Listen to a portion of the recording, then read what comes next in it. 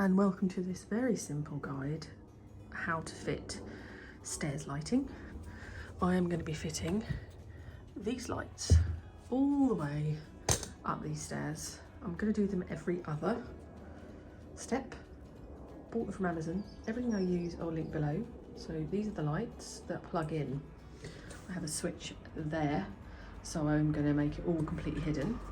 I've bought this from Amazon in order to make the correct size. Again, instruction booklet in the pack, and it tells you the size of hole you need to drill. Then I've got some filler. I'm using my driver, which I've just bought another one actually because I really rate these. I'll link this below. I've had this for about 4 years, bought another one. It comes with you can buy a super fast charger, so when you're using it, you can charge it 15 minutes fully charged. Amazing. And then my multi-tool. This one is really good. I used to have a different one, hated it. The ones that do up with the Allen keys, I do not like. This has this blade lock, so you pull it back, slide it on, it doesn't fall off. The ones with the Allen keys do. This wasn't mega expensive, it's a plug-in, but I bought it because it came with all the bits and I can just keep it in this little bag. So again, I'll link that below, but these are so good, and this is what I'm going to use. So that's all my tools.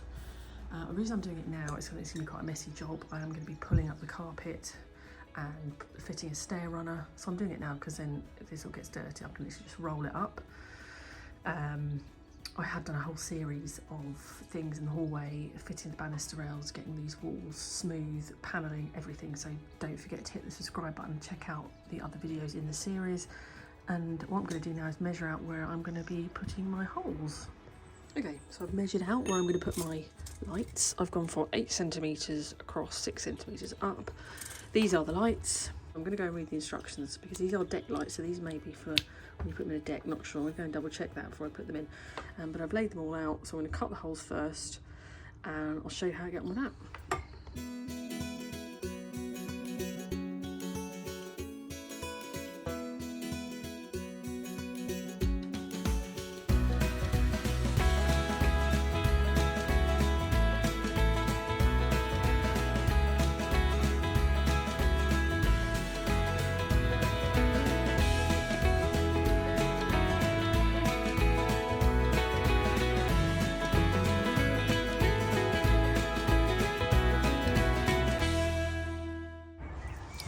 So I've made all the holes all the way down, so easy with the multi-tool, and all the way up the stairs, every other. So this is the light. I've checked. The plastic cabling is for when they are used on decking. These are recess holes, so you don't need to use them. So this is the back, and then it has a connection that basically click as many in as you like. So that's one bit like that. So that's going to go in there. So what I need to do now with my multi-tool is cut some more recesses in order to run the wire down. Now I'm replacing this and having a stair runner, so I can't hide it. I suppose you could literally just cut down there and then run it under the carpet. But because I'm not doing that, I'm going to actually hide it in the wood and then fill it. So I'm going to do that first, cut it all down. And then also, because I'm quite lucky, I've got a socket there. So the wall here, I'm going to be replacing with the skirting board, which is quite a tall skirting board actually. I mean, if you've already got skirting board, you could literally run it, trunk it across the top or something if you really want to hide it. This is my skirting board, as you can see. I've got all of this area here that I can run the cabling all the way across, and then it'll just be a straight bit coming up to the plug, which will be fine, because all some sort of very narrow console table there. So I'm going to hide all of this in here behind the skirting board. So I am going to start cutting out right now. One thing I will just add, when you're using a multi-tool, you must put ear defenders on, because I didn't. I literally went pretty deaf for half a day. So I actually put my Bose noise cancelling headphones on and have music playing, so it stops the noise, because it is really loud and you're very close to it. But I will link this one below. It's a really good one. As I said before, it's got the blade lock, which I much prefer over the ones with the Allen keys, and it wasn't mega expensive, so I'll link that. I have begun. It's really easy to do with this. This is a really good multi-tool. It's got variable speeds. I have got it on maximum because I want it to be fast. But the thing is, doing it on maximum is it does make you your hands feel a bit funny. So I kind of did this section and then I stopped. But I've got my headphones on. Always wear your headphones. When I actually can't find my Bose headphones, I've got my husband's ones on. And I'm just going to keep going at this kind of width. You can see here, if I just show you the light cable. So that's going to go in here like that, and then you can see just going to push it in all the way down like that. So we'll do that first, then I'm going to work out where I've got to cut a slightly bigger hole for the connector, which will be fairly easy to do, but it will need to be a bigger hole in the wood. So I'm going to carry on going up the stairs. So I'm going to carry on with my fantastic multi-tool and keep going up and up and up.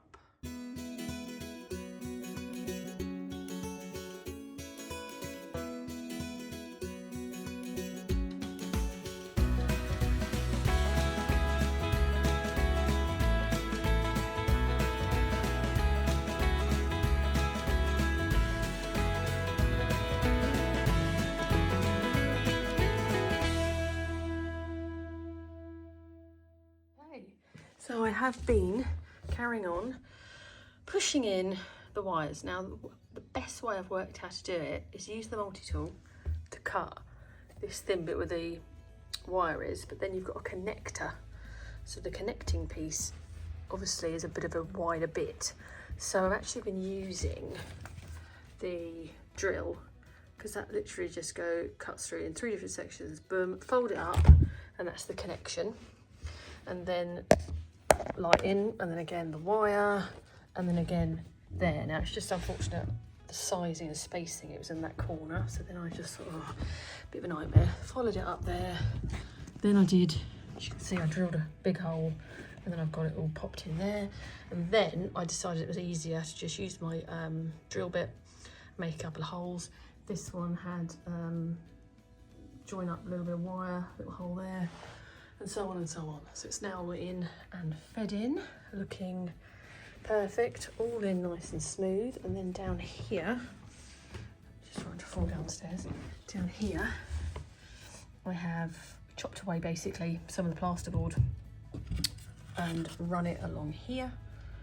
So it'll be easy to get to if you need to sort of pop that bit out, change the pluggy bit or anything. And then the skirting board will just go over the top, and then it's plugged in there.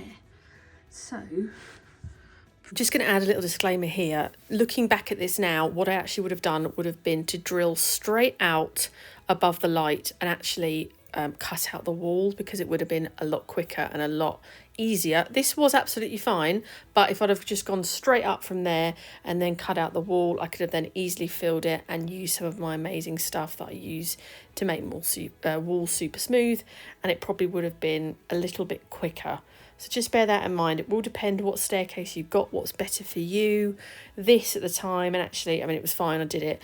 And with the wiring, I didn't go all the way in too deep, so it didn't affect the structure. So just have a think before you start digging out the wood. I'm going to use some filler. I'm going to use this one, which is the quick dry, which is, I always use this Ronseal one. I find it is the easiest to work with, to get a little spatula. And I'm just going to smooth it on, so I'm going to do that now. Okay, there we go.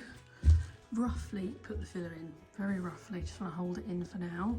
I've done all the way to the top. Looks quite good. Let me turn the main light off. Not bad. I'm glad I've done every other one, because it would take an ages to do every one, but there we go. So that's it for now. So I'm going to let it dry overnight, and I'll show you again in the morning. It's been a good week since I fitted these and did the filler. So you can see here, it's a bit messy, but I literally pushed it in because it was quite deep, and I've left it. So now I'm going to do a second layer to make it nice and smooth. So I'm going to put another layer of filler all the way along. It's not too bad on these ones, but it does need another layer. Then leave that to dry, and then I can give it a really light sand down. So we still absolutely love it. It gives us such a nice light. And what I'm actually going to do here is I'm going to buy a timer, so it comes on in the evenings for a few hours and just goes off automatically. So that's that. So I'm now going to get the filler give it a good fill, and let that dry. And then I'm going to start on the stairs, doing the stair runner. That'll be a separate video, which I will link below. So do make sure you're subscribed, because I'm about to upload a video about how to do the balustrade, and I'm about to start working out the panelling and the angles. So make sure you subscribe. So I'm now going to crack on and add some filling. So I have finished the flooring, and I'm actually about to build this down here. But the stair carpet is about to be ripped up. I have given the stairs a good clean and started sanding this side, but I'm going to start sanding around here. You can see I've got little bits of carpet stuck under there as well, but because the carpet was right against the wall, this is quite thick, so I'm going to give a good old sanding down.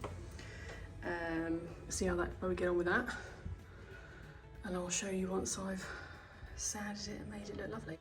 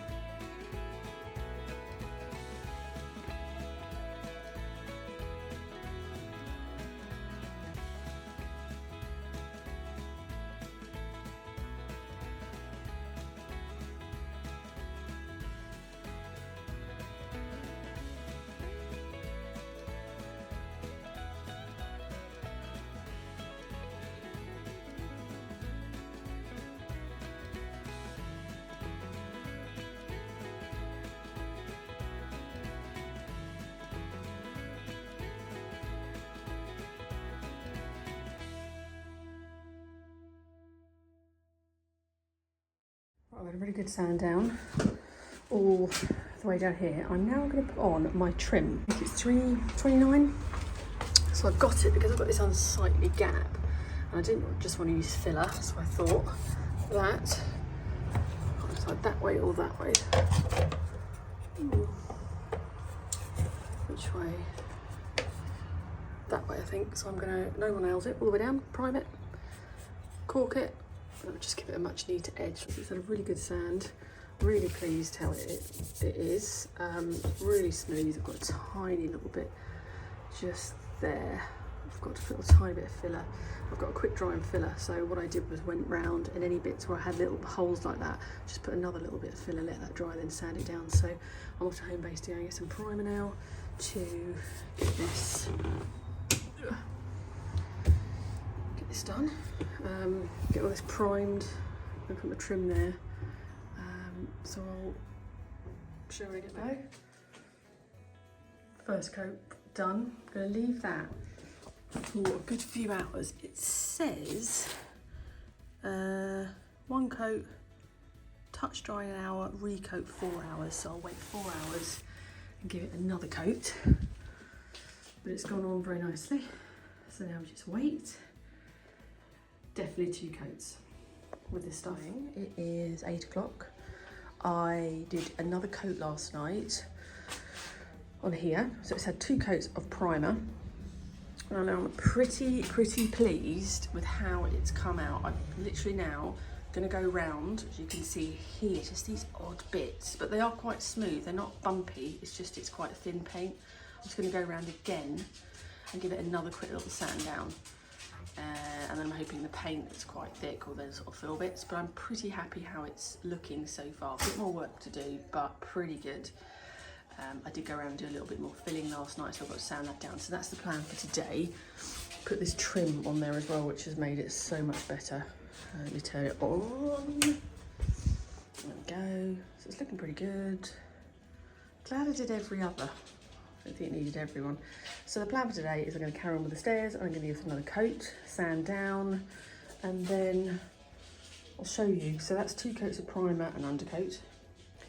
And then the next coat I'm going to use is this. This is what I'm using. This is what I've used upstairs as well. So it's a quick dry eggshell, low sheen from Dulux. It dries in an hour, solidly dry 5 hours. So I'm going to use this today. I'll give it a good paint and then I'll update you, but I'm pretty pleased. I mean, obviously close up, look, I'm incredibly zoomed. So what I'm going to do is just go around with the sand. I see these little bits Actually, with the naked eye, you can't really see them. The camera's really pulling them up, but there's just little tiny bits that just need a bit of a sand. And once the actual paint goes on, I'm hoping it'll blend it a bit more. But that's taken a lot of work to get it to that, if I'm honest. And this edge bit here, that's completely smooth. That you can't actually, there is no rivet even though you can see it. So hopefully when the paint goes on, that'll smooth it a bit. So I'm pretty pleased how it's going so far. A bit more sanding to be done. But I do like to slap a little bit of white paint on and I think you can see better. So I'm going to crack on with that and I'll show you when I've done that. This coat is now nice and dry, so I'm now going to put the second coat on quickly. I'm motoring along with the skirting as well, but it's dry okay, hopefully. One more coat, but I'm going to do it now with a trusty paintbrush. So here it is finished. I'm actually currently putting the stair rods on. I've done a whole separate video about how I laid this down, but here it is. Very happy with it. And I'm going to talk a little bit about how I did it. Now, this is a 73-year-old brick-built staircase, so it's very solid. And here comes the cat. So this is a solid brick-built staircase, and I got my builder to have a look round first before I did it. I said where I wanted to run it.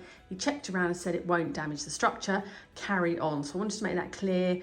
I've had a few comments on my Instagram that cutting down on a staircase will weaken it.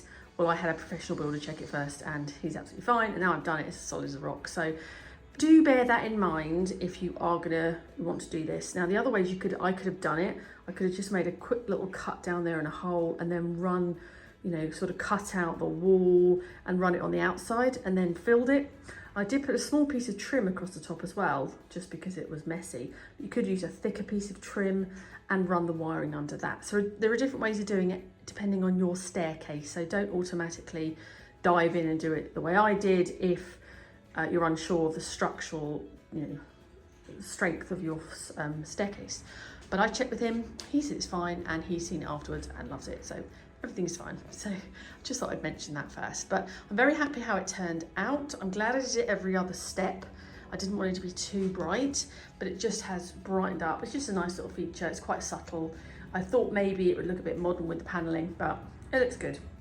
So I hope you enjoyed my instruction video, and if you could give it a like, that would be amazing. I'm just finishing off, as I said, the stair rods. I've got videos on my channel of how I did all the paneling and how I calculated these angles, which can be a bit tricky. I'm just about to finish off my actual stairs. I changed all the banisters. Doing another project at the back, and yeah, the whole hallway is being renovated because it was really grotty. So if you could hit the subscribe button, that'd be amazing. So thank you for watching, and I will see you on the next video.